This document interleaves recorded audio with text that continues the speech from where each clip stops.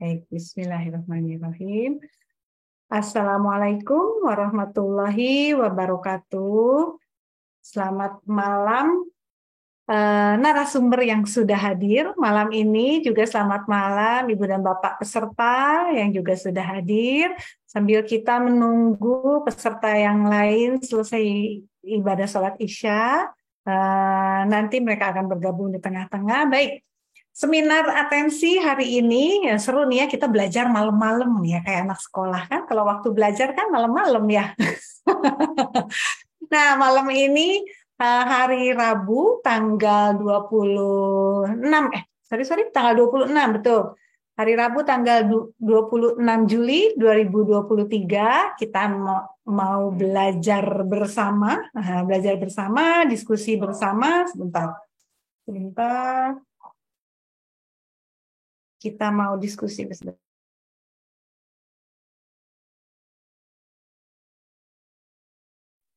Ya, malam ini kita mau diskusi bersama.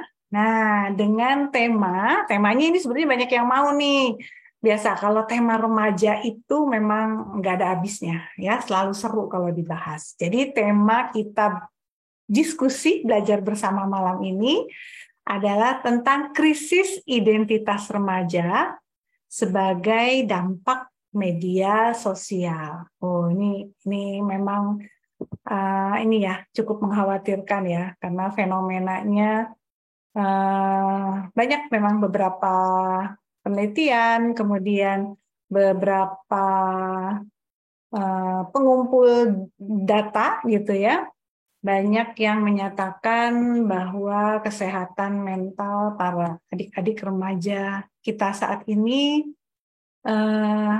cukup memprihatinkan. Artinya ada salah satunya laporan dari hasil survei dari I6HS, Indonesia National Adolescent Mental Health Survey tahun 2022, mengukur angka kejadian gangguan mental remaja usia 10-17 tahun di Indonesia yang menyatakan bahwa 1 dari 3 remaja di Indonesia memiliki masalah kesehatan mental. Aduh, nanti kita lihat ya, apa hubungannya dengan media sosial. Media sosial yang mana saat ini benar-benar sangat mudah diakses oleh adik-adik remaja kita. Nah, kita malam ini belajar bersamanya, diskusi bersamanya dengan narasumber. Saya sapa dulu nih, narasumber malam hari ini, malam Rabu ini, dengan Mbak Rika Intansari, MC Psikolog. Beliau seorang psikolog. Nah, coba kita sapa dulu nih. Halo, selamat malam, Mbak Rika. Ini dia narasumber kita. Mbak Rika, makasih. Terima kasih banyak. Sama-sama. Oke, sudah menyempatkan waktunya dari daerah Surabaya, ya Mbak? Oh, semua. Jauh-jauh dari Surabaya. Ya, gitu. Kabarnya gitu ya. Makasih banyak Mbak. Udah dari pagi saya tahu aktivitas Mbak Rika super banyak gitu ya, diakhiri dengan seminar atensi malam ini. Jadi terima kasih banyak Mbak Rika. Ya. Malam ini nanti monggo kita akan selesai di jam 8 gitu ya. Diawali dengan paparan dulu, kemudian nanti diakhiri dengan tanya jawab. Makasih banyak nih Mbak Rika sebagai narasumber malam ini. Izin saya mau ajak dulu peserta untuk follow dulu Instagram Atensi Anak Remaja. Sekali lagi, saya ajak Ibu dan Bapak peserta, juga nanti yang mendengar di YouTube Atensi Anak Remaja, untuk follow Instagram Atensi Anak Remaja supaya update terus kapan lagi ya seminar atensi ada, karena seminar atensi selalu rutin diadakan setiap bulan, tapi waktunya tidak menentu. Nah, karena waktunya nggak menentu, jadi update terus ya Ibu dan Bapak di Instagram Atensi Anak Remaja. Baik, Mbak Rika, yang ditunggu bukan saya yang bicara di sini. Perkenalkan. Kita ngobrol Ya, santai. kita ngobrol santai ya. Baik, saya sendiri dengan Eva Silvana, saya psikolog klinis anak remaja yang dampingi Mbak Rika nih untuk malam ini sharing ilmunya. Monggo Mbak Rika, waktu dan screen-nya saya serahkan ke Mbak Rika. Ya, selamat malam untuk Bapak Ibu sekalian. Betul kata Mbak Eva ya, kalau kita melihat tentang fenomena remaja, itu betul tidak ada habisnya. Dan memang fase remaja ini adalah fase yang betul-betul labil begitu ya, fase yang betul-betul tidak stabil. Bahkan mungkin kalau yang hadir di sini mungkin yang sudah seumuran saya atau udah menjadi bapak atau ibu begitu ya sudah dewasa, kadangkala juga ketika melihat fase remaja kita itu geleng-geleng kepala begitu ya. Kok bisa ya dulu tuh kayak gitu ya. Eh, Mungkin ada juga nih adik-adik yang di sini juga masih remaja. Nah, kita mau sama-sama kenali diri kita, ya. Mungkin kalau kita yang sudah pernah mengalami fase remaja, kami mengerti begitu ya. Memang fase remaja itu adalah fase yang betul-betul unik ya. Unik artinya kalau saya bicara sama suami saya nih ya, pernah bicara kok bisa ya dulu waktu remaja itu kok apa suka ngebut-kebutan di jalan gitu ya, nggak ada takutnya begitu. Suka apa pulang malam dan lain sebagainya ya, pulang pagi, nggak ada takutnya begitu ya. Nah, kenapa itu terjadi? Ya karena memang fase ini adalah fase di mana remaja sedang berusaha ya untuk melihat ya, mencapai fase di mana dia harus menjadi seorang dewasa yang seperti apa. Mereka sedang mencari identitas diri. Bahkan beberapa media ya yang kita lihat gitu banyak sekali remaja yang mengalami depresi, sedikit masalah sudah membuat mereka berpikir untuk mengakhiri hidup. Kenapa? Karena ya memang mereka masih belum bisa menilai diri mereka secara positif. Nah, itu dia kita sama-sama di sini ya memperjuangkan kesehatan mental remaja-remaja yang ada di Indonesia. Dan kita mungkin remaja-remaja di sini juga kita harus menjadi agen-agen perubahan ya. Nah, sekarang kita akan mengangkat tema tentang apa krisis identitas ya pada yang dipengaruhi oleh media sosial. Oke, saya akan share. Oke, krisis identitas remaja sebagai dampak media sosial.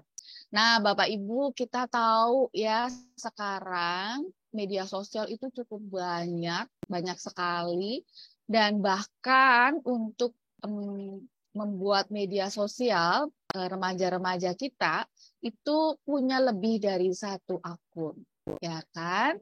Dan mungkin satu akun yang beneran gitu ya, beberapa akun itu yang fake gitu ya, akun-akun yang mereka buat sendiri, bahkan mereka bisa menyusun suatu pribadi yang bukan dirinya begitu ya, dan ada juga yang menggunakan kondisi ini menjadi sesuatu yang apa ya istilahnya kejahatan gitu ya, menipu orang lain ya. Bahkan satu teman saya nih ya pernah mengalami penipuan ya.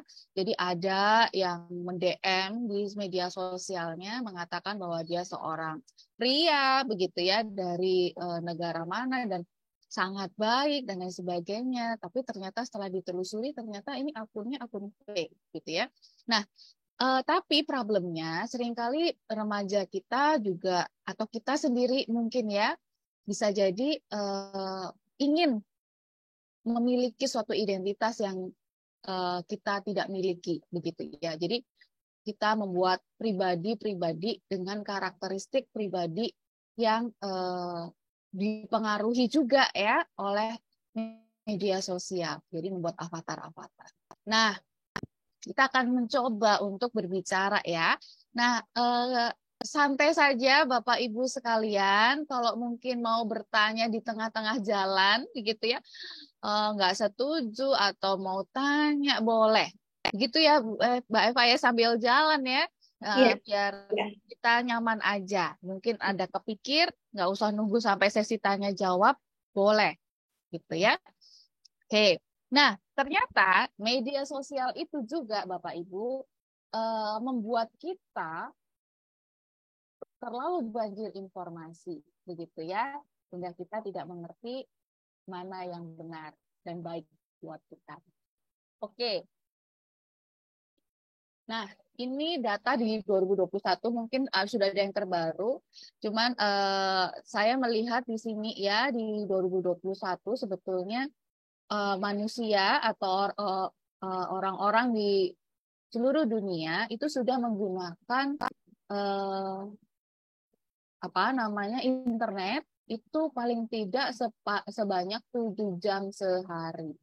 Nah, ini sudah cukup banyak ya. Kalau memang ditambah dengan sekolah, berarti misalnya sekolah 5 jam, terus 7 jam dengan internet, sisanya itu sangat sedikit sekali ya untuk tidur dan lain sebagainya. Nah, itu artinya dewasa ini kita sudah sangat banyak dipengaruhi oleh internet, begitu. Kita tidak lagi akan sulit ya, kita itu hidup tanpa internet, begitu. Karenanya internet ini menjadi satu bagian yang sangat penting. Nah, dari 6 jam itu ternyata diperhatikan 3,5 jam itu melihat televisi, broadcast streaming gitu ya. Dan 2,5 jam itu kita menggunakan sosial media ya. 2 jam hanya 2 jam untuk membaca ya, baik itu online maupun fisik, kemudian 1 jam mendengarkan musik dan lain sebagainya. Nah, ini menunjukkan bahwa penggunaan sosial media menjadi satu bagian yang sangat banyak ya waktunya gitu ya. Coba Bapak Ibu di sini, Bapak Ibu, adik-adik sekalian di sini ya. Kalau kita bangun pagi yang dipegang apa? Handphone, ya kan? Terus yang dibuka apa? Handphonenya. Apa coba? Ayo, mungkin bisa direspon. Coba ditulis di kolom chat ya, apa nih biasanya yang dibuka? Kira-kira kalau pagi hari kita bangun, buka handphone, yang dibuka apa? Coba.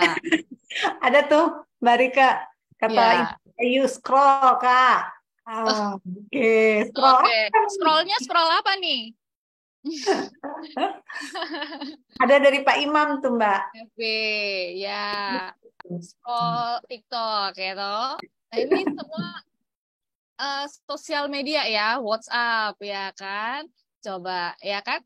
Artinya kita nih sudah sangat dipengaruhi oleh sosial media loh ya. Jadi saya pun yang dibuka pasti ya, kalau saya yang dibuka pertama kali WhatsApp gitu ya.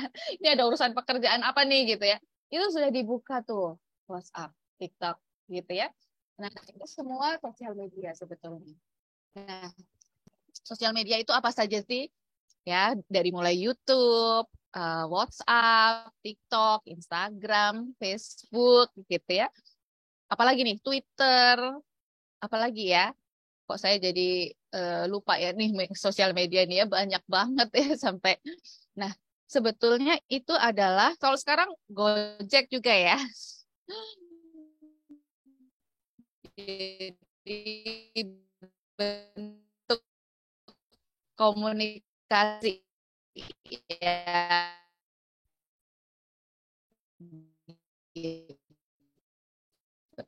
Dan informasi beragam ya, sangat-sangat banyak, sangat-sangat luas. Oke. Berikutnya, nah ini ya, dari semuanya ini yang kita gunakan untuk menggunakan mobile device ya. Nah, sebetulnya dari internet itu sendiri dalam prosesnya kita membangun suatu identitas begitu ya. Nah, ini kita itu bisa mencerna atau menyerap sangat banyak sekali hal yang bisa kita pelajari ya. Mau model A, B, C begitu ya. Kita akan melihat ya kayak misalnya sekarang model rambut yang in gimana nih? Bahkan model baju 2024 itu sudah ada begitu ya. Nah, itu kita banyak lihat begitu ya dari internet. Nah, informasi pun bisa informasi yang semu gitu ya, informasi yang tidak nyata, informasi tidak terbatas yang tidak bisa dibendung. Dan akhirnya ada konsumsi publik, artinya semua orang bisa mengakses, tidak ada batasan, dan dari situ kita juga menggunakan sosial media salah satunya sebagai bentuk eksistensi diri, ya, supaya kita bisa eksis, supaya kita bisa menyatakan ya siapa diri kita. Nah, kalau saya tanya lagi nih, biasanya kalau kita posting di sosial media, ada nggak posting waktu kita lagi tidur dan lagi ngiler misalnya? Ada nggak ya? Nggak ada kayaknya ya. Pokoknya foto itu harus yang tampil cantik, tampil ganteng, angle-nya bagus begitu. Dan kadang-kadang sisi terburuk kita pasti nggak mau untuk tampilkan gitu ya. Itu apa? Karena kita mau eksis ya, mau kita menunjukkan diri kita itu baik, bahkan bisa dinilai baik oleh orang lain. Nah, justru itu pula yang membuat seringkali penggunaan sosial media banyak membuat remaja-remaja kita menjadi insecure. Atau kita sendiri ya, nggak hanya remaja, kita sendiri juga insecure. Loh, temanku kok sudah berhasil, temanku dapat prestasi A, prestasi B, temanku kok cantik banget, bajunya kok bagus banget, sedangkan aku nggak punya baju yang seperti itu, begitu. Jadi kita berusaha untuk melihat orang lain itu yang sangat baik begitu ya. Sampai kita mau menjadi sama seperti mereka.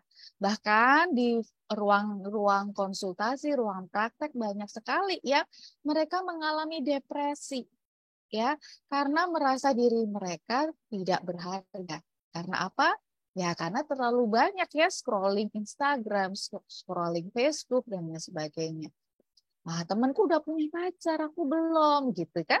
Nah, itu yang membuat semua itu mencoba untuk mengimprint, ya, memodel apa yang mereka lihat, apa yang mereka baca, gitu. Nah, itu yang gambaran ya, di mana sosial media itu sangat mempengaruhi kehidupan remaja. Nah, ini dia ya. Jadi interaksi gadget yang sangat intens ya tanpa dibarengi interaksi sosial secara langsung ya. Jadi artinya apa? Kita cuma melihat beberapa aspek di kehidupan seseorang gitu ya. Bahkan mungkin kalau satu kali foto klik gitu kan cuma 1 detik ya. Dibanding dengan 24 jam waktu mereka sehari-hari gitu.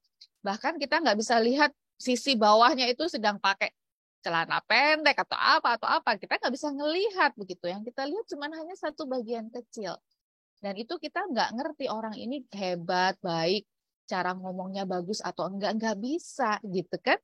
Nah, jadi kita melakukan interaksi intens ya dengan orang lain, dengan sosial, yang kita lihat hanya capture ya satu bagian yang sangat kecil, yaitu tadi ya dia nggak tahu loh padahal kalau tidur dia itu ngorok gitu ya atau dan lain sebagainya. Kita nggak tahu loh kalau dia marah tuh kayak gimana begitu ya. Yang kita lihat hanyalah kecantikan atau kegantengan saja. Nah, kemudian ada banjir informasi ya dari sosial media, YouTuber, influencer, selebgram yang banjir informasi. Akhirnya ya kalau sekarang nih Mbak Eva banyak banget tuh kalau suruh ngasih kolom cita-cita anak remaja kita ya, anak-anak juga ya, mau jadi apa? Mau jadi YouTuber, Betul. gamer, YouTuber gitu ya. Kenapa mereka mau jadi seperti itu? Karena mereka memodel. Maksudnya ngelihat, weh, ini keren ya, gitu ya. Nah, itu kan sebetulnya mereka sedang memodel ya, mencontoh, mencoba untuk membangun identitas dirinya itu seperti apa. Nah, akhirnya karena tidak memiliki bangunan identitas diri yang kuat ya dan konsep diri yang buruk. Nah, itu akhirnya mempengaruhi ya harapan diri yang besar dan memperhatikan komentar publik ya. Jadi kalau misalnya ada yang bilang cantik itu adalah dengan rambut hitam, badan langsing, begitu ya. Nah, dia akan melihat, membaca bahwa yang cantik itu demikian tuh, gitu. Jadi sangat memperhatikan komentar publik ya. Bahkan netizen, gitu kan, kalau sekarang tuh punya kekuatan yang luar biasa. Nah, akhirnya membandingkan diri dan merepresentasikan diri dengan orang lain. Aku kok nggak seperti dia ya, gitu. Nah, identitas dirinya menjadi kacau, gitu kan? Aku nih siapa? Nah, krisis identitas sehingga tidak bisa mengenali diri sendiri. Dan akhirnya kalau kita tidak punya filter yang kuat, tidak punya sistem support yang baik, memungkinkan terjadinya abnormalitas. Apa aja yang terjadi ya? Bisa menyebabkan emotional disorder ya, depresi ya, kemudian eating disorder dan atau yang lain-lain ya, bahkan menciptakan konten yang tidak tepat dan lain sebagainya ya, termasuk itu tadi ya, fake fake account dan lain sebagainya. Nah, Bapak Ibu sendiri ketika kita bicara tentang identitas diri. Nah, menurut Bapak Ibu nih atau adik-adik ya, mungkin ya di sini ada yang remaja-remaja juga. Kira-kira identitas diri itu apa? Misalnya nih, kalau ditanya nih, mana kartu identitas gitu, atau suruh isi di identitas diri. Kira-kira apa yang kita isi biasanya Bapak Ibu, rekan-rekan sekalian? Tulis di kolom chat mungkin ya, Mbak. Nah, tulis di kolom chat. Kira-kira kalau kita lagi nulis identitas diri, itu kita nulis apa aja sih? Jadi ingat dulu zaman SD ya. Kalau misalnya ada kolom formulir identitas diri gitu, kira-kira yang ditulis apa tuh biasanya? Atau di apa namanya, kartu identitas? Oke, betul, nama. Mama. Apalagi tanggal lahir, alamat gitu. Nah, Oke, KTP. Itu ada apa aja tuh? ya, boleh nyontek kok. NIK, ya betul, NIK. Jenis kelamin, dah betul, jenis kelamin. Apalagi? Ya, status, betul, sudah menikah atau belum menikah. Ya, hobi, ya, betul, bisa juga. Betul ya, memang ketika kita bicara tentang identitas diri, ya kan, itu kita sedang mengungkapkan siapa diri kita. Dimulai dengan nama, umur, gitu ya. Nah, Bapak Ibu, kadang-kadang orang yang mengalami krisis identitas tuh kadang nggak ngerti umur loh, gitu. Harusnya umurnya sudah 50, tapi kadang-kadang kekanak-kanakan ya. Dia tidak mengerti identitas dirinya. Jadi sebetulnya identitas diri itu adalah sesuatu ya yang melekat di dalam diri kita. Termasuk di dalamnya jenis kelamin tuh, betul. Nah, remaja itu pun sedang mengalami bagaimana mereka melihat aku ini berjenis kelamin apa, gitu. Aku ini siapa? Aku ini akan menjadi apa, begitu ya? Menjadi seorang pelajar atau menjadi seorang pekerja yang seperti apa, karyawan yang bagaimana, begitu ya. Nah, mereka sedang membangun proses itu. Karakter yang seperti apa, gitu ya. Statusku akan bagaimana. Jadi ketika mengalami krisis, mereka sedang menjadi bingung, gitu ya, menjadi bingung. Kalau misalnya nih, aku nggak punya pacar, aku bingung, gitu. Statusku single, aku bingung. Nah, itu yang disebut dengan krisis, kebingungan, gitu ya. Termasuk di dalamnya ya gender dan lain sebagainya. Nah, itu bisa pembahasan tersendiri yang panjang pastinya ya kalau kita bicara tentang bagian itu, gitu ya. Kalau misalnya ada mau pertanyaan boleh nanti. Nah, intinya identitas diri itu remaja sedang membangun tuh. Aku tuh mau jadi pribadi yang seperti apa. Nah, media sosial yang seperti yang tadi kita sudah bahas bersama, itu membuat remaja memiliki karakteristik identitas yang ideal menurut mereka. ya. Dan terlalu banyaknya interaksi dengan dunia media sosial dan kita menjadi terserap masuk ke dalamnya, itu akan mempengaruhi bagaimana mereka membangun identitas diri tersebut. Nah, kalau kita tidak memiliki ya dari awal seorang remaja itu tidak merasa firm atau puas dengan dirinya, mereka akan sangat mudah terbawa. Ya, awalnya jenis kelaminnya pria, tiba-tiba pengen menjadi wanita misalnya, atau sebaliknya, gitu karena dia melihat oh banyak ternyata ya yang sama seperti saya, yang juga bingung dan akhirnya memilih ini karena enak, karena didukung dan lain sebagainya. Jadi itu yang bisa membuat remaja-remaja memilih dan memiliki akhirnya identitas yang salah ya dan mengalami krisis identitas. Oke. Nah, kalau kita bicara tentang krisis identitas, sebetulnya memang remaja itu ada di dalam fase kebingungan, Bapak Ibu. Nah, ini sebetulnya adalah psychosocial developmental stages dari Erik Erikson yang sangat terkenal. Yang ini merupakan satu bagian yang ingin menggambarkan bahwa manusia itu bertumbuh dan punya respon sosial yang dimulai dari fase kanak-kanak ya sejak lahir. Jadi pada masa bayi, jadi maksudnya gini, identitas diri remaja yang tidak kuat itu juga bisa dipengaruhi oleh masa-masa di mana dia masih kanak-kanak. Jadi ketika anak bayi baru lahir, mereka sedang membangun rasa percaya ya. Nah, Bapak Ibu ini ada dua versus ya, versus kiri dan kanan. Itu yang pertama itu versus yang positif ya kalau kita lihat. Nah, sesuatu yang positif ini, karakteristik positif ini itu akan bisa berkembang kalau lingkungan itu mendukung secara positif. Nah, jadi kalau fase ini dilalui dengan baik, maka dia akan mengembangkan aspek yang positif. Tapi kalau tidak baik, mereka akan mengembangkan karakteristik yang negatif. Ya, saya kasih contoh. Dan ini akan saling mempengaruhi ya. Jadi memang perkembangan manusia itu seperti mata rantai Bapak Ibu. Jadi sesuatu yang kita alami pada masa kanak-kanak itu bisa mempengaruhi fase berikutnya, fase berikutnya, fase berikutnya. Gitu ya. Jadi kalau misalnya nih masih bayi nih ya, kalau kita lihat anak-anak bayi kita itu dikit-dikit menangis begitu kan ya, mereka itu cari susu nangis.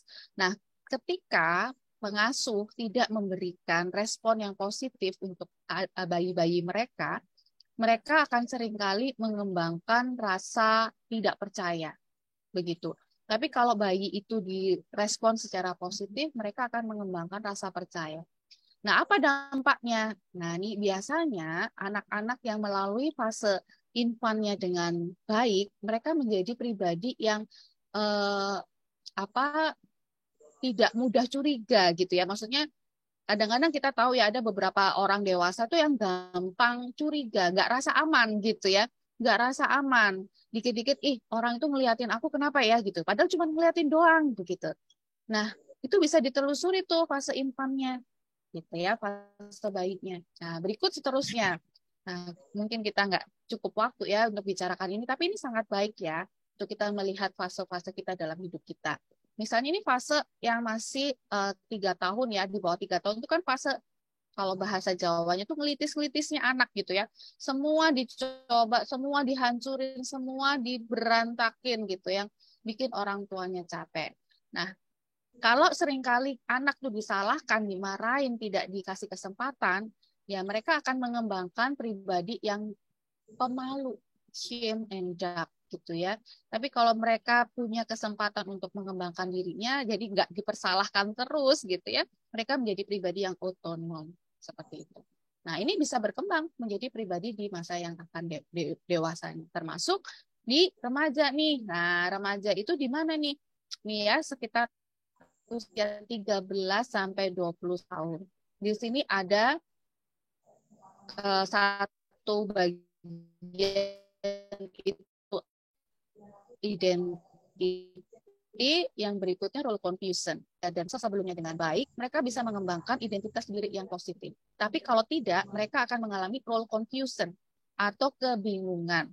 Ya, kebingungan peran, kebingungan gender. Aku ini harus seperti apa identitas diriku gitu ya. Peranku sebagai remaja, peranku sebagai individu, aku seperti apa. Nah, ini kalau nggak dilalui dengan baik akan mengalami kebingungan. Ya.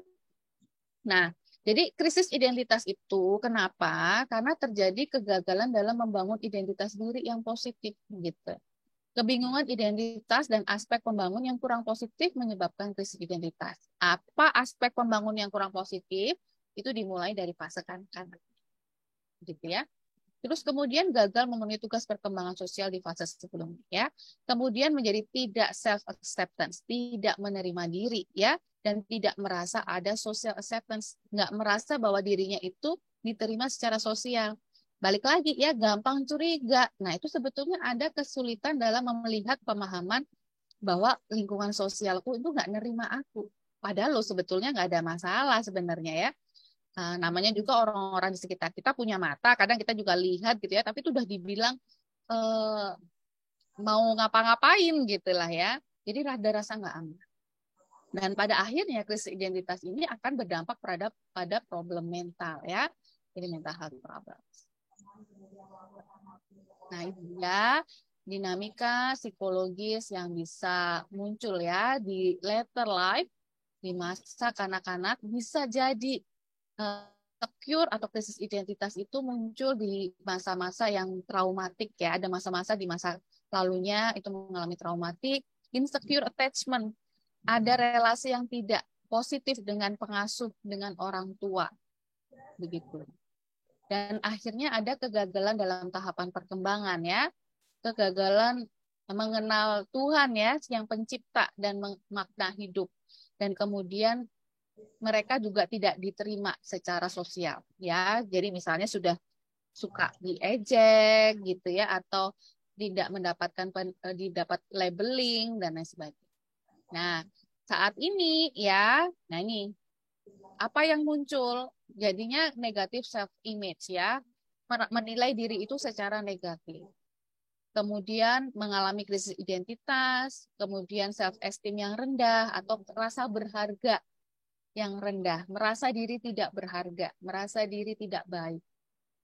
Nah, bisa jadi perfeksionis ya, aku maunya seperti itu.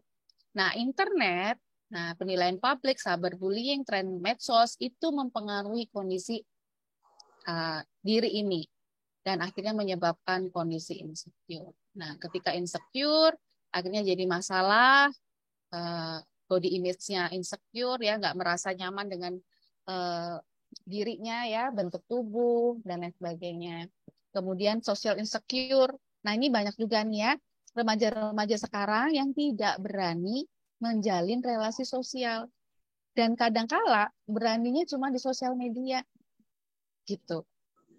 Nah, social insecure-nya ini banyak juga ya. Kalau saya ini baru-baru ini banyak yang mengeluh nggak mau sekolah gitu. Itu banyak sekali nggak mau sekolah. Ya, jadi ada social insecure. Dan kemudian ada kecemasan, ya, paranoid, kecemasan berlebih, ya. Terus kemudian salah menginterpretasikan diri sendiri. Dan pada akhirnya ini tadi ya, social insecure itu menyebabkan gagal menjalin relasi interpersonal.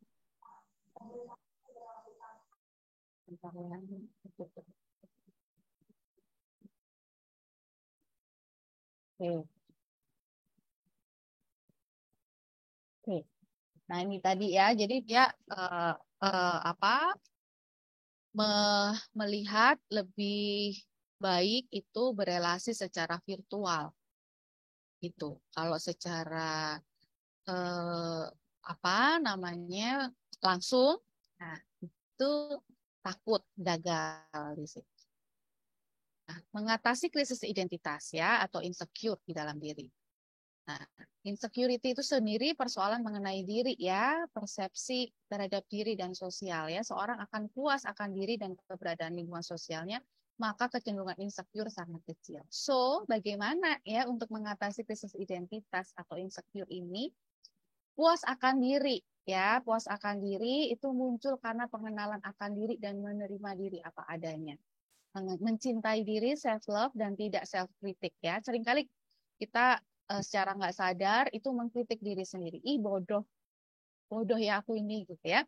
Nah itu sebetulnya akhirnya mengganggu identitas diri kita. Sebagai orang tua gitu ya, atau guru atau pendukung remaja, kita harus seringkali menolong remaja mengenali identitas diri yang positif gitu. Artinya kita pun juga tidak memberikan kritikan yang tidak membangun. Artinya labeling, kata-kata negatif, itu sangat tidak disarankan untuk diberikan. Karena ketika kita nge-label, dia akan membangun identitas itu. Contoh, ih cengeng ya, kamu jadi anak yang cengeng gitu. Artinya dia membangun identitas diri cengeng begitu. Iya ya, kamu itu bandel, memang dari kecil bandel gitu kan. Ya, dia akan membangun identitas diri bandel begitu. Jadi karena itu sangat hati-hati ya dalam berbicara karena itu mempengaruhi identitas diri remaja. Nah, kalau dari kecil remaja itu atau di lingkungan yang nyata ya, di lingkungan yang nyata, remaja itu identitas dirinya kuat begitu ya, mereka tidak akan terpengaruh dengan masalah di internet gitu ya, dengan sosial media, pengaruh sosial media dan lain sebagainya. Nah, kalau memang ada mengalami hambatan masa lalu, ini harus diselesaikan dulu. Karena tren medsos itu terjadi di present life. Ya, jadi kalau later life-nya baik-baik saja atau positif gitu ya, apapun itu, media sosial seperti apapun itu memang memberikan pengaruh, betul. Tapi bisa jadi tidak terlalu dampaknya tidak terlalu besar. Begitu. Tapi kalau mereka tidak baik ya kehidupan masa lalunya, itu bisa mempengaruhi kehidupan masa kininya dan banyak dipengaruhi oleh lingkungan. Nah, ya, kemudian mengenali hambatan masa lalu, menerima, menyelesaikan dan melepaskan. Mencari dukungan sosial yang dapat memberikan feedback dan mengembangkan diri yang positif. Ya, jadi remaja-remaja sekarang harus tahu siapa orang dewasa atau rekan yang bisa memberikan feedback yang positif gitu. Dan terakhir yang paling penting juga mengembangkan keterampilan diri. Ketika kita merasa percaya diri, self esteem kita baik gitu ya, yakin positif dengan diri sendiri, terus kita juga mengembangkan keterampilan ini. Keterampilan komunikasi, keterampilan sosial, keterampilan problem solving gitu ya. Nah, itu akan menolong kita bisa lebih adaptable di dalam lingkungan sekitar. Jadi pengaruh sosial media akan lebih mudah ditepis. Begitu. Jadi ini pun bisa dilatih ya. Social skill, keterampilan sosial itu bisa dilatih. Jadi jangan khawatir, aku tuh nggak pinter bergaul gitu ya. Aku tuh nggak pinter ngomong. Karena semua itu bisa dilatih. Jadi jangan khawatir. Pasti bisa dilatih, bisa dikembangkan karena semua itu adalah skill. Semua itu adalah keterampilan. Oke. Nah, terus bagaimana bersosial media? Yang pertama tentukan tujuan. Artinya kita tuh mau sosial media itu untuk apa sih? Untuk jualan, untuk untuk belajar misalnya. Kalau kita tidak menentukan tujuan, yang terjadi akhirnya kita tenggelam dalam sosial media dan akhirnya bisa jadi kecanduan. Coba perhatikan berapa lama kita itu scroll-scroll gitu ya, dan itu tiba-tiba langsung menghabiskan waktu kita ternyata, gitu ya. Jadi kita harus tentukan tujuan kita, dan kemudian tentukan batasan berapa lama kita menggunakan sosial media. Bapak Ibu, saya itu pernah awal-awal dulu Instagram ada gitu ya. Nah itu sangat menarik memang ya Instagram. Jadi saya pun terasa sangat terserap begitu ya. dengan dunia Instagram pada saat itu. Akhirnya itu tadi menghabiskan waktu berbanyak sekali untuk melihat di Instagram gitu ya, dan saya melihat itu nggak baik gitu ya waktu itu ya, nggak positif. Saya nggak bilang Instagram jelek, nggak ya, tapi cara kita menggunakannya itu yang perlu kita evaluasi. Sekarang pun saya masih punya Instagram kok gitu ya, saya masih pakai kadang-kadang cari resep masak gitu kan, cari inspirasi, saya masih pakai kok, tapi tentukan tujuan gitu ya. Kalau kita mau tentukan batasan juga, kalau perlu di alarm. Pernah suatu waktu karena saya sangat terserap dengan internet, saya sampai ketika bekerja itu di offin sebentar sementara itu paket data atau wifi supaya bisa fokus, karena memang sangat mengganggu gitu ya. Nah, kita tahu kondisi diri kita. Kalau memang itu membuat kita menjadi uncontrol, terserap terlalu dalam gitu kan, itu kita harus tahu, kenali ya. Jadi batasannya berapa lama. Nah, sebetulnya kalau berinternet ya, itu seharusnya paling tidak itu di luar kepentingan kerja ya. Karena kalau misalnya kerja kayak punya online shop kan nggak mungkin nggak pakai internet begitu ya. Di luar kepentingan pekerjaan sih 5 jam paling tidak. Kalau di luar itu sudah tarafnya tidak baik ya, tidak sehat. Kemudian tentukan perencanaan ya, aktivitas dalam keseharian, konten, begitu. Jumlah postingan dalam sehari atau seminggu, di mana akan posting. Nah, itu akan mempengaruhi kita dalam perilaku ini, akan mempengaruhi juga pemikiran kita. Seperti itu. Evaluasi diri dan meminta feedback. Misalnya kita bisa apa namanya, ketika kita tahu misalnya ada satu influencer gitu ya di sosial media kita ya, YouTube misalnya dan lain sebagainya, kita lihat kok bagus ya gitu ya, tapi kita harus cross check ya, meminta feedback begitu dari orang lain. Menurut kamu ini bagaimana gitu ya. Jadi jangan sampai kita itu telan mentah-mentah apa yang sosial media itu tawarkan gitu.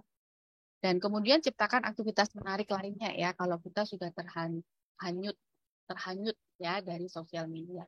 Karena banyak juga ya yang edik ya dengan sosial media seperti TikTok dan lain sebagainya, ada sampai masuk dalam perawatan karena addiction sama sosial media. Ini yang perlu hati-hati.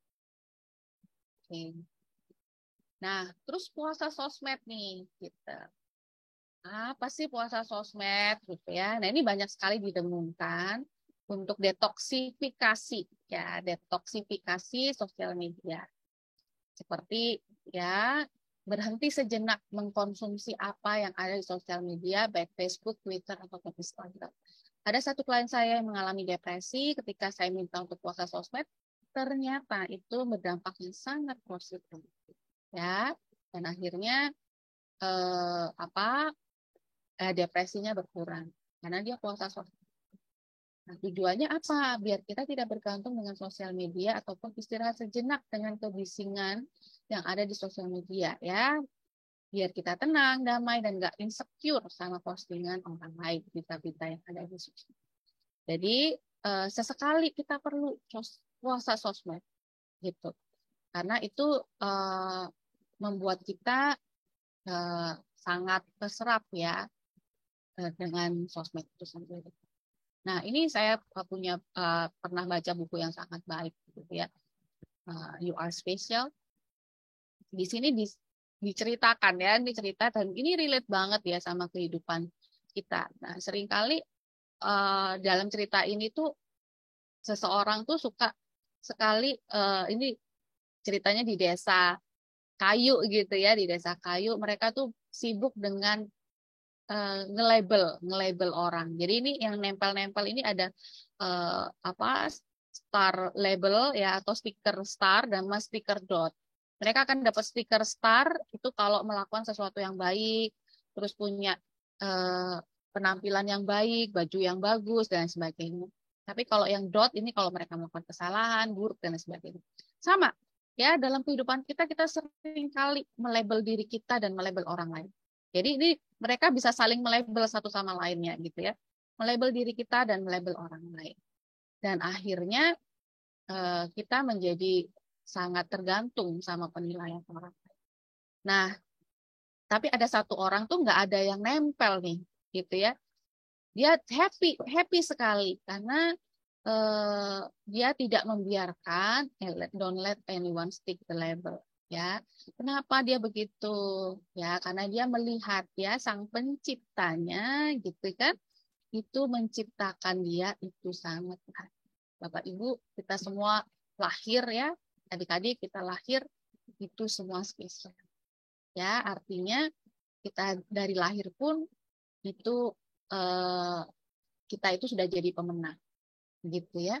Jadi don't let anyone skip the label. Okay. Ya ini lagu zaman dulu ini, mungkin ini zaman Bu Eva ya, atau beberapa Bapak Ibu guru kita di sini ya, Christina Aguilera ya. Ya dia bilang I am beautiful no matter what they say. Ya, words can't make me doubt. Ini bisa sambil nyanyi ya, Bapak Ibu. Mungkin adik-adik yang remaja ini belum ngerti lagunya, tapi ini ya yang terjadi ya. Kita semua handsome, beautiful, tidak peduli apa yang mereka katakan ya, termasuk dengan sosial media. Jadi bangun identitas diri kita yang positif, yang kita akan mencoba untuk memberikan yang terbaik. Nah ini mungkin saya sedikit share satu bagian buat remaja juga yang ini dengan kesedihan kami gitu ya melihat banyak sekali remaja menggunakan self harm, salah satunya juga karena identitas diri mereka yang kurang positif ya, bahkan ikut-ikutan tuh self harm gitu ya. Nah, ini bisa ikut join sama-sama. Oke, terima kasih untuk kesempatan sharingnya. Mungkin any question? Oke, Mbak Rika, terima kasih banyak. Duh, ini ya memang tadi di akhir slide-nya apa tadi temanya webinar yang mendatang tuh self harm ya. Iya, iya, ya. Akhirnya kan ujungnya banyak juga kita menemukan di ruang praktek. Mungkin sama Mbak Rika juga ya, berujung di self harm untuk adik-adik remaja itu banyak juga. Gitu. Oke, baik, Mbak Rika. Sebetulnya waktunya tinggal 10 menit menuju. Tidak terasa ya ternyata. Betul. Eh, kita masuk ke sesi tanya jawab boleh ya Mbak Rika ya, tapi mohon izin karena tadi di awal kan belum terlalu banyak peserta yang gabung, saya izin sebentar aja sedikit untuk memperkenalkan dulu karena tadi di awal belum, saya perkenalkan dulu nih narasumber kita nih hari ini ya. Siapa sih? Karena tadi yang DM juga yang chat ke saya juga cukup banyak. Sebentar ya, saya izin nih Mbak Rika untuk memperkenalkan dulu ya, dari tadi ilmunya sudah banyak banget. Siapakah narasumber kita malam ini? Nah, karena tadi di tengah-tengah juga banyak yang baru bergabung. Jadi Ibu dan Bapak peserta, mungkin ada adik-adik di sini yang baru bergabung juga. Narasumber kita malam ini yang tadi sudah menjelaskan panjang lebar tinggi jadi volume gitu ya. Dengan narasumbernya Mbak Rika Intansari, MPC psikolog. Beliau masih sangat muda, makanya saya panggil Mbak. Beliau seorang psikolog.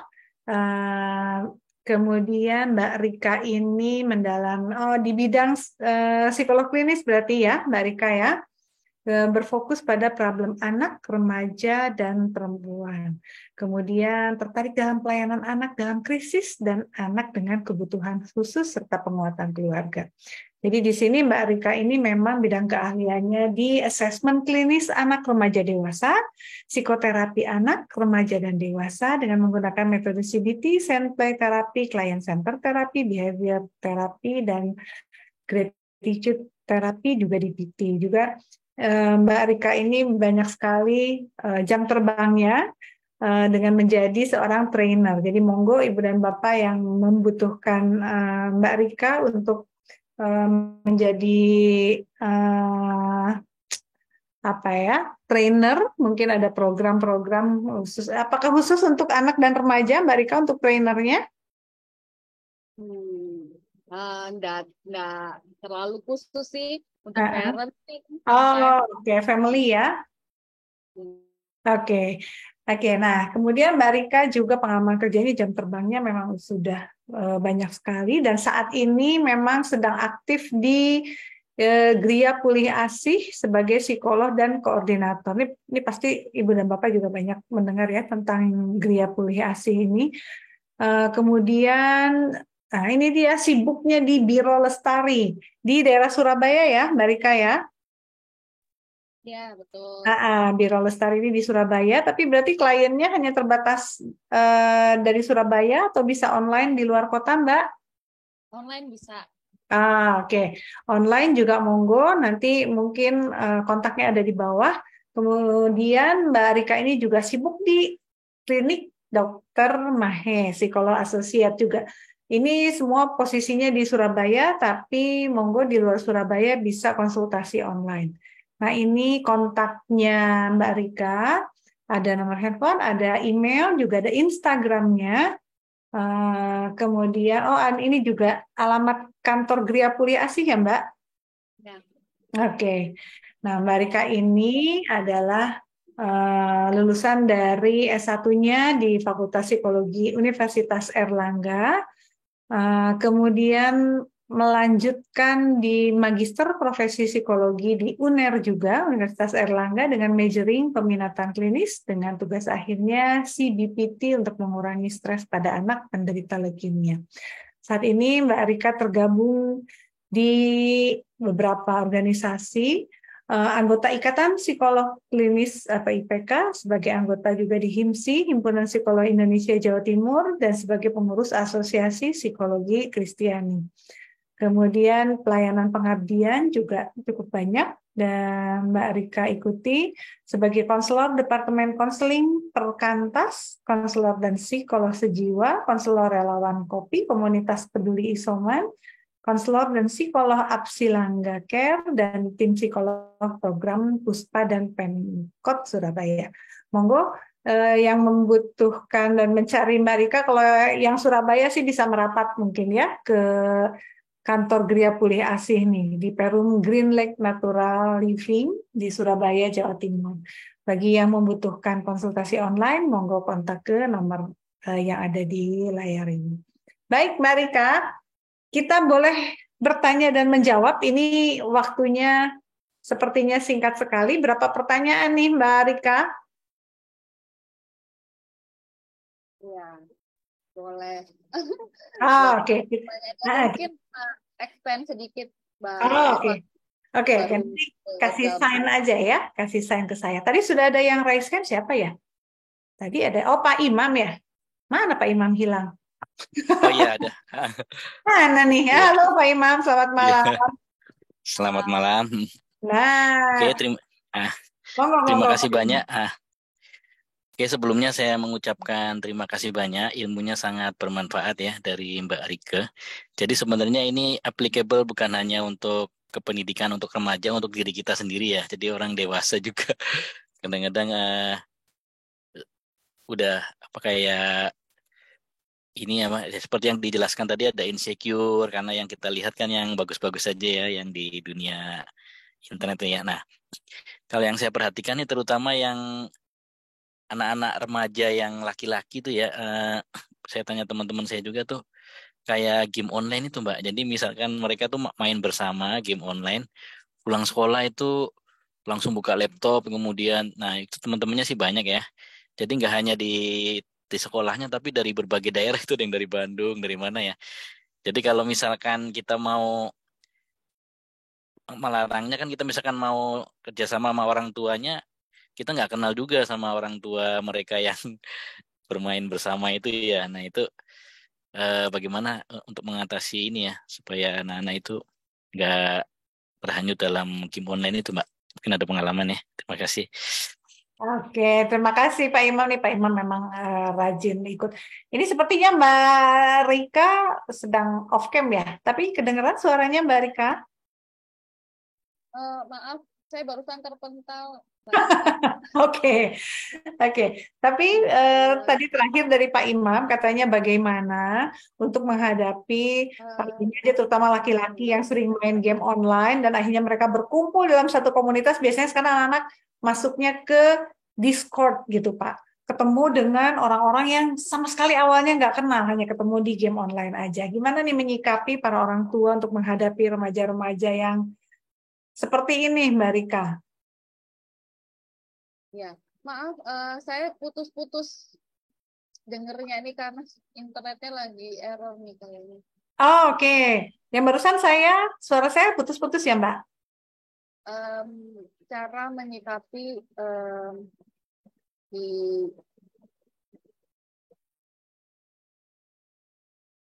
Halo, Mbak. Atau Mbak Rika off kamera dulu juga boleh, nggak apa-apa. Halo, Mbak Rika. Oh, sepertinya di Surabaya lagi kurang bersahabat ininya, sinyalnya. Halo, Mbak.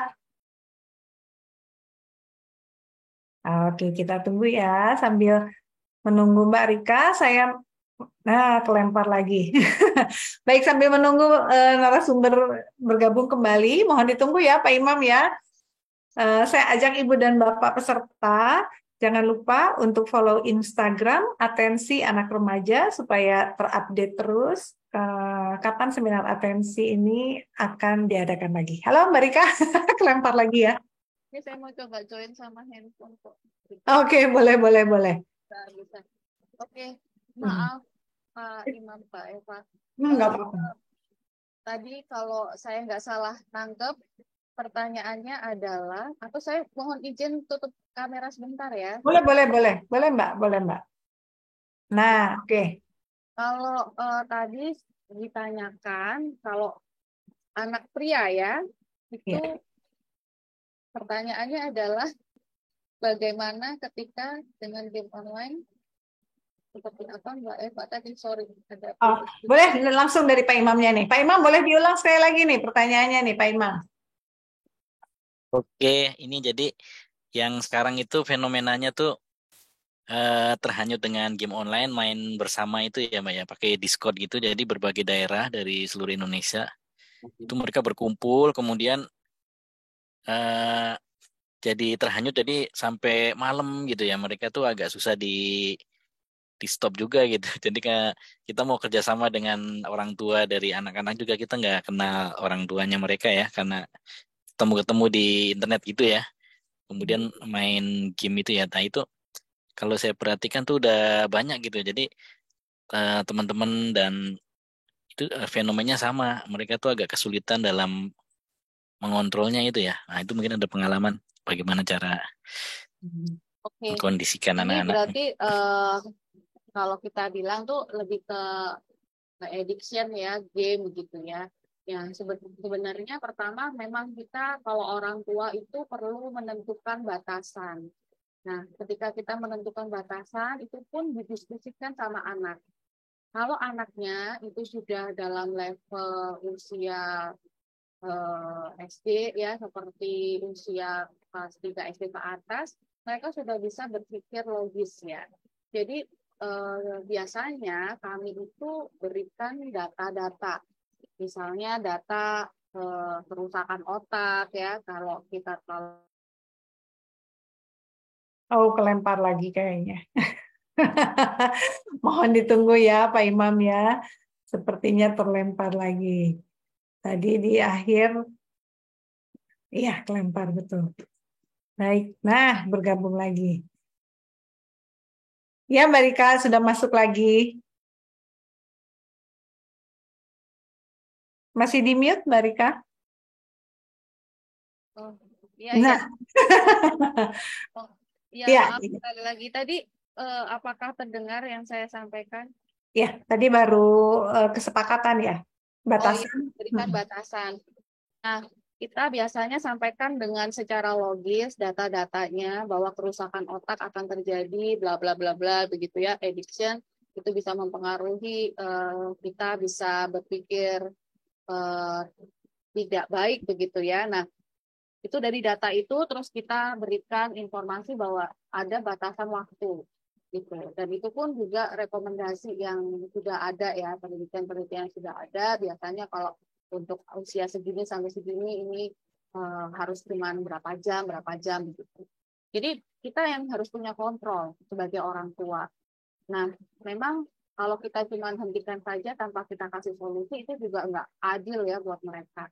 Jadi kita pun juga harus berikan apa istilahnya itu pengganti sesuatu yang lebih positif dan lebih menarik buat mereka gitu. Nah, ini memang tantangan buat orang tua sekarang ya, karena tidak mudah mencari pengganti yang menarik selain game itu tadi. Yang paling banyak yang tidak tergantikan sebetulnya adalah interaksi relasi orang tua anak. Nah, itu nggak akan bisa tergantikan dan biayanya juga nggak mahal gitu ya istilahnya. Kalau kita mau gantikan yang lain, itu sebenarnya hati ke hati, cinta kasih dan lain sebagainya itu yang bisa menyebabkan hormon yang kebahagiaan ya. Nah, kalau memang game itu, kalau saya bagikan ke anak yang addiction itu, saya sampaikan bahwa dengan gadget itu kamu cuma senang, pleasure gitu. It's not happiness gitu. Nah, sesuatu yang happiness itu akan terjadi kalau ada interaksi yang positif dengan orang lain, termasuk dengan orang tua mereka. Jadi berikan itu kebahagiaan. Kalau mereka akan mendapatkan kebahagiaan itu dari sesuatu yang lain ya, mereka nggak akan cari kok ini. Gitu. Jadi berikan batasan. Bukannya kita nggak ngebolehin sama sekali ya, berikan batasan. Berikan anak juga kesempatan memilih kapan aku harus melakukannya. Gitu. Misalnya kalau sehari 1 jam aja gitu, mereka boleh pilih di jam berapa mereka main. Atau kalau anak saya 1 minggu harus cuma tiga kali ya, tiga hari. Nah, saya minta dia juga tentukan di hari mana dia mau main gitu. Jadi mereka pun juga dikasih kesempatan untuk memutuskan sesuatu. Jadi kayak janjian sama teman itu, jadi mereka bisa ngerti gimana gitu ya. Dan kemudian kalau bermain bertemu dengan orang itu juga hati-hati. Nah, itu harus diberikan namanya literasi digital ya kalau kayak gitu ya. Jadi kita harus ngerti bagaimana kapan berinteraksi sama orang di sosial media. Kalau saya kasih batasan orang yang kamu kenal saja gitu. Yang di dunia nyata kamu kenal, nah, kamu boleh tuh main di game online gitu. Kalau nggak kenal hati-hati karena bisa jadi mereka itu ya itu tadi fake account, kelihatannya remaja padahal sudah orang tua gitu ya, dan bahkan banyak yang pedofil gitu ya. Itu ngajak ketemu dan itu kan bahayanya, dan anak-anak nggak ngerti gitu.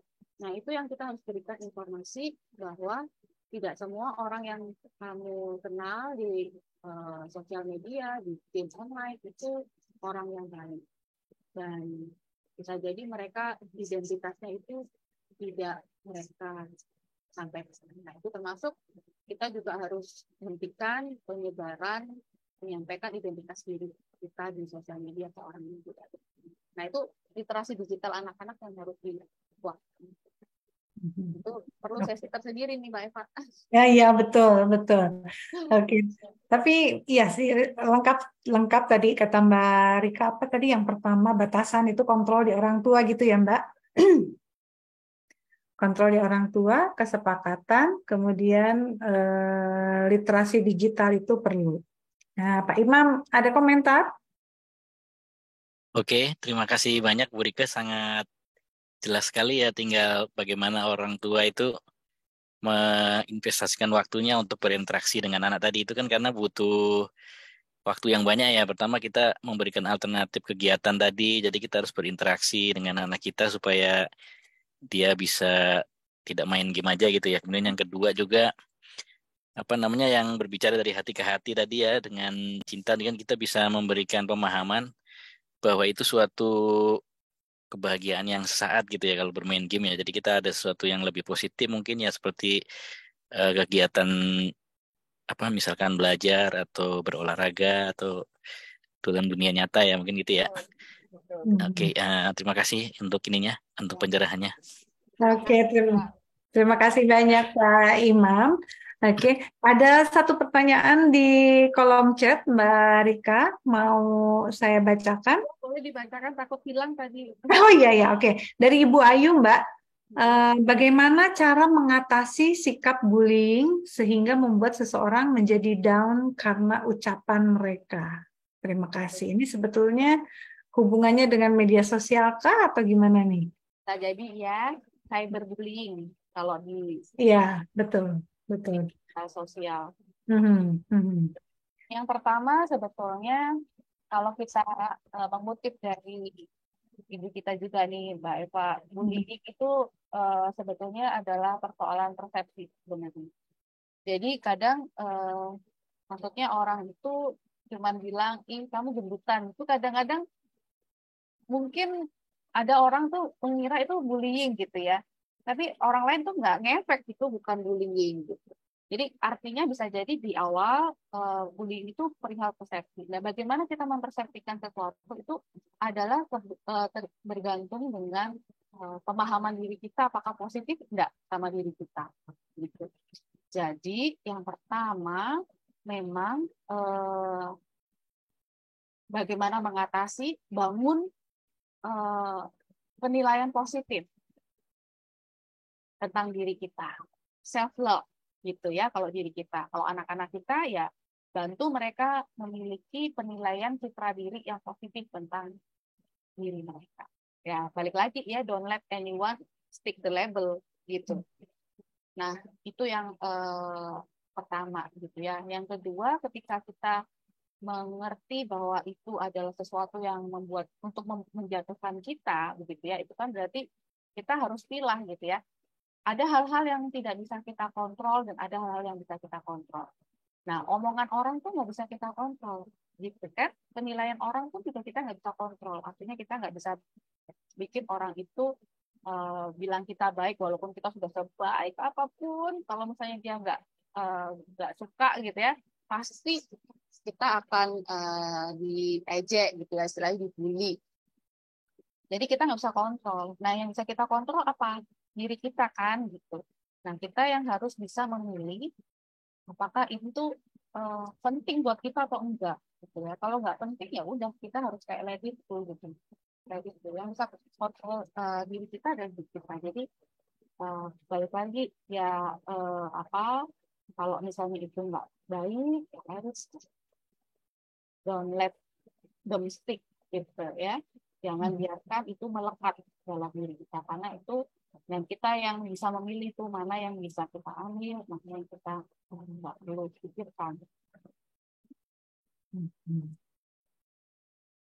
Oke, halo Mbak. Ya. Iya, oke. Artinya ini mengajarkan para remaja juga mengubah mindset juga ya Mbak ya. Tadi kaitannya dengan persepsi. Orang lain nggak bisa kita kontrol, yang bisa kita kendalikan ya diri kita sendiri gitu ya Mbak. Oke, terima kasih Mbak Rika. Mudah-mudahan terjawab Bu Ayu. Mbak Rika, ada satu pertanyaan lagi yang raise hand. Mungkin ini jadi pertanyaan terakhir. Masih berkenankah Mbak Rika? Boleh. Nah, boleh. Dengan Pak Zainul, monggo Pak. Pak Zainul dari mana ini? Oke, terima kasih. Iya, dari mana Pak? Dari SMK Sunatunur Tuban, Bu. Oh, oke, jauh banget. Kalau dari Jakarta jauh. Ya, gimana Pak? Gimana Pak? Ya, mohon maaf tadi terlambat bergabung karena ada kegiatan di tetangga. Oh, iya. Iya. Mohon izin Mbak Rika, begini Mbak, kami ada satu permasalahan. Ini kebetulan sekolah kami ini berada di desa di tengah hutan lah, wilayahnya itu. Kemudian yang jadi permasalahan kami, ya walaupun di tengah hutan, akan tetapi jaringan internetnya cukup bagus di sini.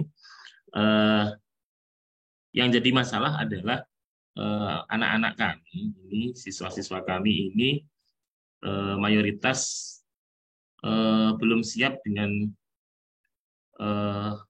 apa itu yang ditawarkan oleh teknologi saat ini, sehingga sebagaimana yang disampaikan tadi, kami mengalami masalah ketika anak-anak itu saat ini malas sekolah, kemudian kalau sekolah itu terlambat dengan alasan bangun kesiangan. Setiap sudah kita lakukan bimbingan, pendampingan pada mereka, akan tetapi habit di rumah, perilaku di rumah yang sampai saat ini menjadi problem bagi kami, di mana anak-anak itu kalau sudah bermain gadget itu sampai jam 12 malam, jam 1, jam 2, dan itu kalau di sini itu tradisi di sini mereka ngumpul-ngumpul di warung-warung kopi atau di komunitas-komunitas mereka sampai larut malam, sampai dini hari, sehingga mereka terlambat datang ke sekolah. Nah, ini menjadi masalah. Ini tidak hanya di sekolah kami saja, tapi sekolah hampir semua lembaga pendidikan di tempat kami, khususnya di tingkat SLTP dan SLTA. Mohon petunjuknya, Mbak Rika. Oke. Ini Pak Zainul berarti dari pihak guru gitu ya? Ya, betul. Oke, gimana nih Mbak Rika kalau dilihat dari sisi pihak guru, gimana menghadapi siswa-siswinya yang dengan fenomena seperti tadi diceritakan? Ya, betul. Ini fenomena yang mungkin juga jadi kesulitan banyak sekolah ya, atau banyak guru-guru, keprihatinan banyak guru juga di daerah yang terpencil. Kalau memang dari usia ya SMP, SMA itu yang kontrol orang tua itu seharusnya sudah berkurang gitu ya. Artinya gini, kalau untuk yang level SD itu tindakan orang tua itu masih bisa berfungsi yang sangat besar ya. Walaupun SMP SMA juga sih ada ya, ada bagian orang tua itu juga sangat menolong gitu. Tapi kalau SMP SMA ini akan sangat baik kalau dibarengi seperti coaching ya, pendampingan. Nah ini memang nggak mudah ya. Saya juga kalau kita bicara tentang idealismenya, ya kita kayak bentuknya memang coaching, pendampingan.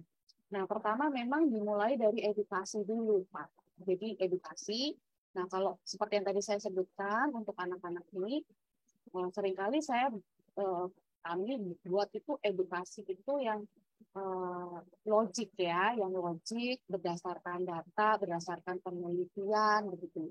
Karena ada fase di mana ketika anak-anak ini mengalami kecanduan, itu bisa merusak yang namanya prefrontal cortex ya, atau PFC, yang bisa membedakan baik buruk, benar salah begitu. Nah, seringkali coba mungkin bisa dicari ya di internet gitu ya, film-filmnya yang menolong mereka untuk aware bahwa kalau aku tuh kecanduan gadget, kecanduan game, kecanduan pornografi, ya kalau saya tuh judulnya narkolema. Coba mungkin bisa dicari di internet tuh narkolema, narkotika lewat mata, itu sebetulnya untuk pornografi sih, tapi prinsip addiction-nya itu sama sih, sama seperti prinsip di addiction lainnya gitu ya. Nah itu bisa merusak otak. Kalau otaknya sudah rusak, itu seperti kita itu kecanduan narkotik ya, bahkan lebih parah dari narkotik. Nah itu dia, itu biasanya mulai dari situ sampai ke bagaimana otak kita ini akan berfungsi efektif kalau ada hormon kebahagiaan ya, atau yang tadi saya bilang bukan hormon yang pleasure itu tadi. Nah itu mulai dari edukasi dulu. Terus yang kedua, kalau beberapa hal yang lain memang hadir ya Pak, hadir kalau sebagai guru itu hadir membersamai mereka. Artinya ya kita bisa catch up dari bagaimana mereka ingin mengembangkan diri, bagaimana mereka ingin meraih masa depan gitu. SMA itu kan memang membangun identitas diri itu ya. Jadi mereka mulai dari situ kita bisa menolong mereka.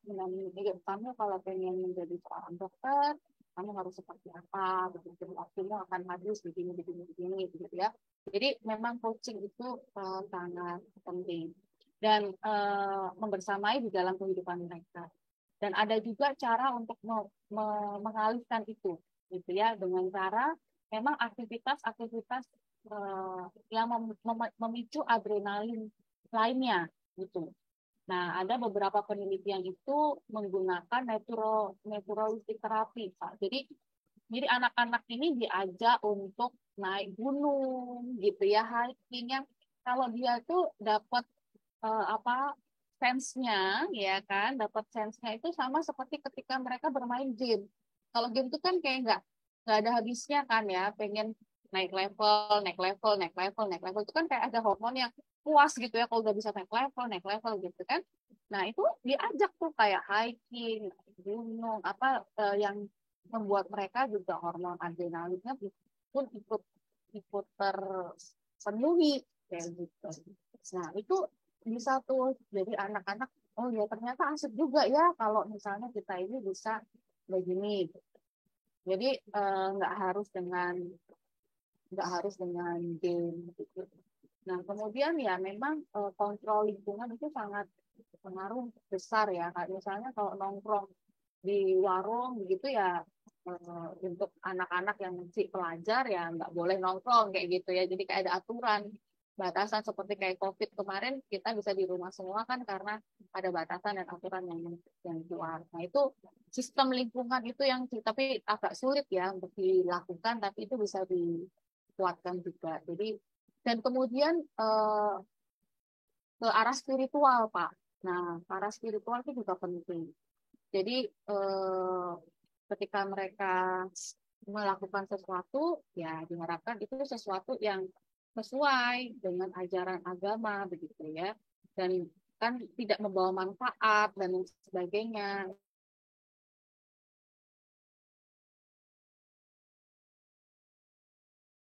Halo Mbak Rika.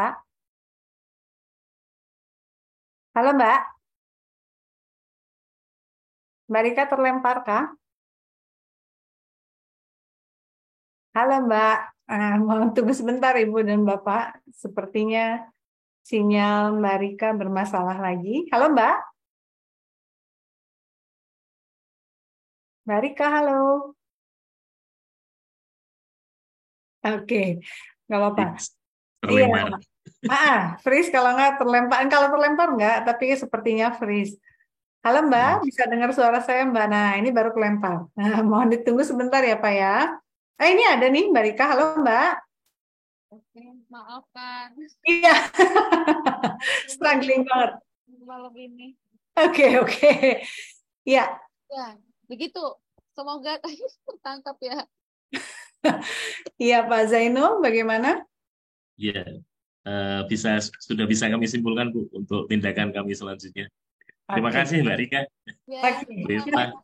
Mbak Eva mungkin bisa nambahin juga loh Mbak Eva. Hah? Ya, udah lengkap Mbak. Mbak Rika udah lengkap. Saya mungkin hanya sedikit aja Mbak, karena saya baru aja kemarin, udah 2 minggu ini kok dapat kliennya dengan keluhan yang sama ya. Jadi memang betul hati-hati Ibu dan Bapak.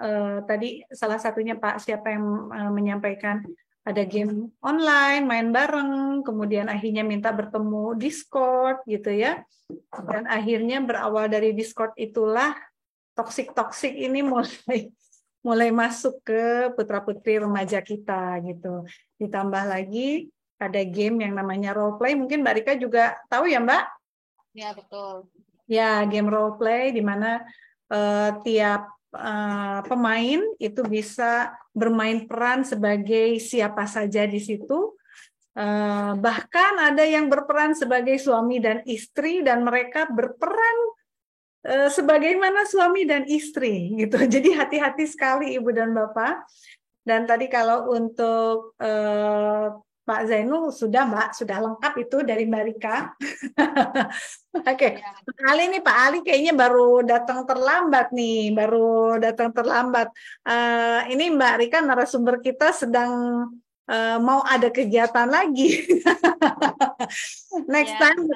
Tapi nanti boleh dilihat rekamannya, Pak Ali, kalau misalnya memang membutuhkan. Tadi ada Instagramnya Mbak Rika ya, Ya, boleh. Nanti betul, di CV-nya Mbak Rika ada Instagram, jadi mungkin monggo kalau membutuhkan. Nggak tahu nih, Pak Ali sama Mbak Rika, kalau Pak Ali sih di Jawa Tengah ya rasanya ya? Di Semarang, Mbak. Di Semarang, Mbak Rika di Jawa Timur. Iya, Pak Ali, jadi mohon maaf nih, tadi pertanyaan Pak Zainul jadi pertanyaan penutup nih ya. Oke, next time mungkin ya. Sebenarnya bukan bertanya sih, cuma menguatkan Pak Zainal Oh, tadi. oke. Apa nih sedikit dari Pak Ali? Karena saya Iya. ingat tadi teringat temanya Pak Ali waktu jadi narasumber soalnya memanfaatkan teknologi digital untuk anak remaja. Gimana Pak Ali?